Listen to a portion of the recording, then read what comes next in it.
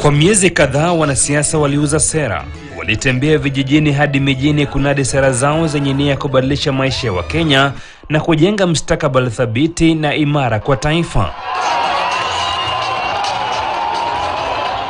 Kwenye wadhifa wa rais, muungano wa Kenya Kwanza uliongozwa na aliyekuwa naibu wa rais ambaye sasa ni Rais William Samoei Ruto.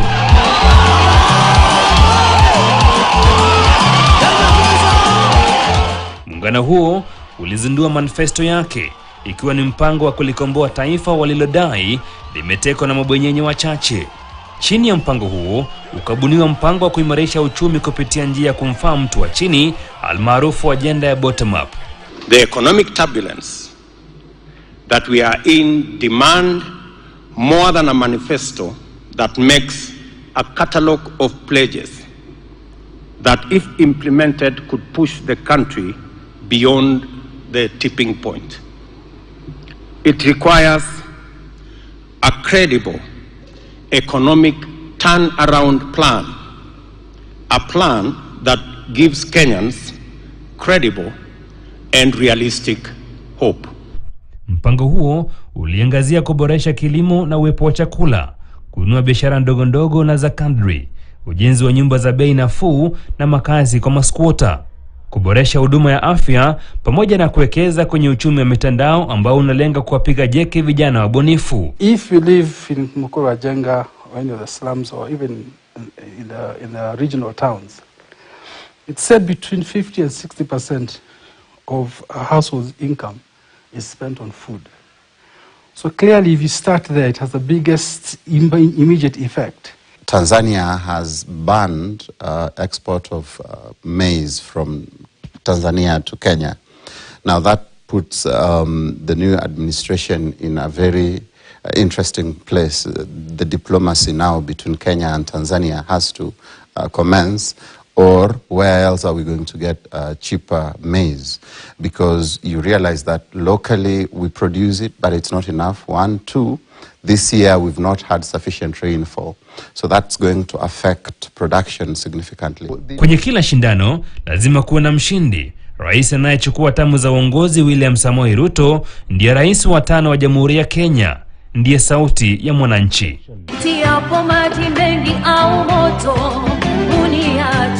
Kiunzi cha kwanza serikali inayoingia madarakani itakumbana nacho ni mfumuko wa bei. Bei ya bidhaa na huduma za kawaida imepanda kwa kasi na hivyo kufanya maisha kuwa magumu humu nchini. Kwa mujibu wa takwimu za taasisi ya kuratibu ubora wa bidhaa na takwimu za kiuchumi, kufikia Agosti mwaka huu mfumuko wa bei ulikuwa umegonga 8.5%. Hali hii imechangiwa na kupanda kwa bei ya bidhaa kwa 15.3%. Kwa mfano, bei ya unga wa ngano imepanda hadi 45.6%. Bei ya mafuta imepanda hadi 45.2%. Bei ya unga wa ugali imepanda hadi 31%. Bei ya viazi imegonga 14.9%. Juhudi za serikali ya Rais wa 4 Uhuru Kenyatta kupunguza bei ya unga wa ugali zilifeli kabisa. When we started the program, we already took stock of the quantities that are already in retail outlets, and we will be paying for them. So it is for the retailer to liaise with their millers.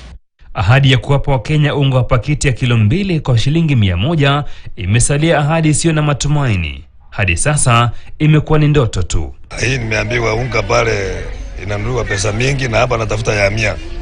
Hii ya 100 bado kupata ni shida. Pale ukisienda kushia mahindi problem. Unga saa hii mahindi pale ukinunua mahindi 210 mkebe moja. Na ukikuja hapa hii 100 upati. Subsidy is almost always a short term, should be a short term intervention.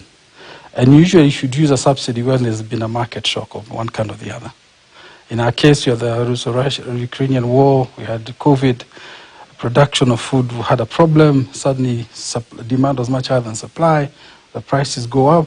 Also Tanzania and others were refusing to allow us to import from them.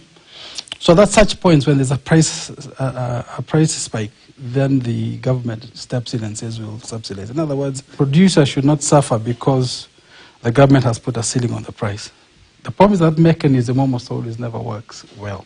Kwenye manifesto ya Kenya Kwanza, shilingi bilioni 250 zitatolewa kuanzia Januari mwaka 2023 kwa miaka 5 ili kupunguza uagizaji wa bidhaa kutoka nje ya nchi kwa 30%. When you invest in agriculture, what you're doing is, first, of course, you are making sure that there is money that is running in the economy and it is accessible at the lowest point possible. Ordinarily, infrastructure has a way of enriching those with the capital and ignoring those without capital. But agriculture, on the other hand, empowers the people at the bottom of the pyramid. Kiunzi kingine kinachoitanza serikali ya Kenya Kwanza ni mfumuko wa bei ya mafuta ambao umegonga 8.6% kufikia Agosti mwaka huu. Bei ya mafuta ya taa imepanda kwa 30.5%, bei ya dizeli kwa 29.8%, bei ya petroli kwa 25%, huku bei ya gesi ikipanda kwa 20.1%.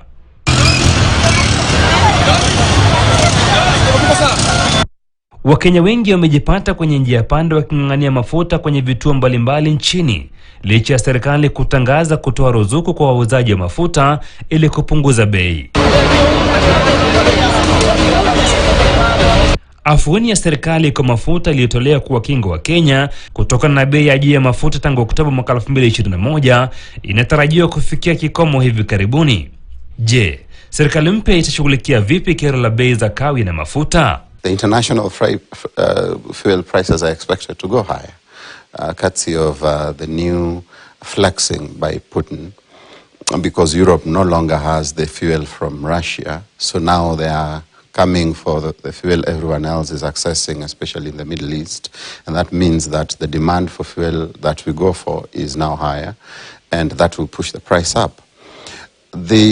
So yes, they have the fiscal measures that they had thought of, perhaps reducing or eliminating some of the taxes we see on petroleum products, but that's not easy to do in the immediate.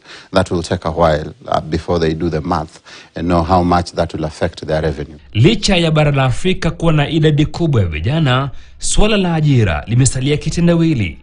Ukosefu wa kazi umelemaza juhudi za vijana wengi kujiendeleza na kuziweka ndoto zao kwenye hatari. For us to be able to solve the problem of unemployment, one, we have to do value addition, we have said that. Then we have to help our young people create value using their knowledge, their skills, and their ideas. And we have talked about it through the business centers.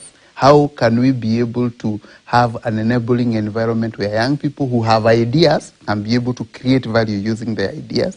That is having business centers in the world where they can be able to go and try to see what they can do. And also the agriculture. The agriculture is the backbone of this country.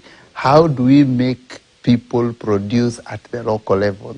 If we are able to do some of those things, we are going to lower the level of unemployment, and we are also going to make people not to come and crowd Nairobi looking for jobs. Asilimia 85 ya Wakenya milioni 19 wanaofanya kazi inajihusisha na biashara ndogo ndogo. Sekta hii haina uchache wa changamoto. Is good for the economy in the short run. And I think that's why the stock market is responding positively. In the long run, of course, democracy is preferred. And so what I can assure Kenyans is that in the short run, perhaps in the next 3 or so years, Pesa Mfukoni is a promise that will be kept. That means that invest.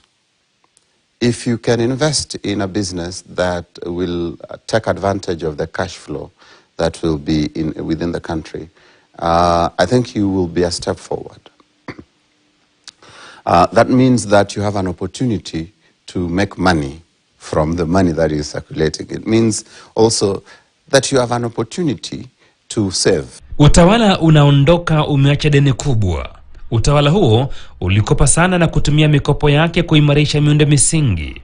Utawala mpya utafanya nini kulipa madeni hayo na kujiepusha na ukopaji? Remember, that is for the national government. We still have counties that have another 100 billion pending bills, and they have to pay for them. So now we are in a big problem actually. So let's say we're going to get all the pending bills, issue a bond to settle them off. I imagine there's going to be some audit process to make sure you're paying the right people. They don't mention it for county governments. They mention it more for the national government. But I think that should have to be cut across the board. Haitarajiwi kwamba utawala wa Rais William Samoei Ruto utakuwa tofauti sana na tawala zilizopita. Utawala huu utahitaji zaidi kutimiza ahadi na kuimarisha uchumi wa taifa. Haya mawili yatahitaji pesa.